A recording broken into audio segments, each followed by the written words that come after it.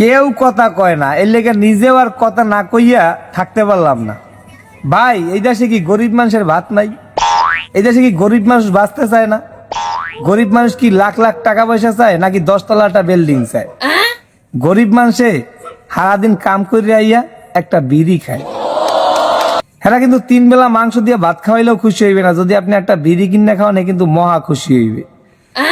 আর এই বিড়ির দাম বাড়াইয়া গরিবের পেটে আপনি যে লাথিটা মারছেন, না এটা মান্য নেওয়া কোনোভাবেই সম্ভব না। আরে ভাই, গরিবের পেটে খালি লাথি মারেন কেন? যারা বিয়ার খায়, মদ খায়, ওইগুলার দাম বাড়ান। এগুলার দাম বাড়াইবেন না, বড় লোকের পেটে লাথি মারবেন না, মারবেন আমলা কামলার উপরে। আগে দাদাই কইছে সারাদিন কাম করছে 1 পাক বিড়ির লেগিয়া, তাহলে বুঝেন এরা বিড়িটার কত কলজায় টানিয়া ধৈর্য রাখে। 3 বেলা না খাইয়া থাকতে রাজি একটা রিক্সাওয়ালা, একটা কামলা, কিন্তু একটা বিড়ি না খাইয়া থাকতে কোনোভাবে রাজি না। আর এই বিড়ির দামটা বাড়াইয়া লাইলেন, গরিবগুলো সব মারিয়া লাইতেছেন। এদেশে গরিব মানুষের থাকার কোনো অধিকার নাই।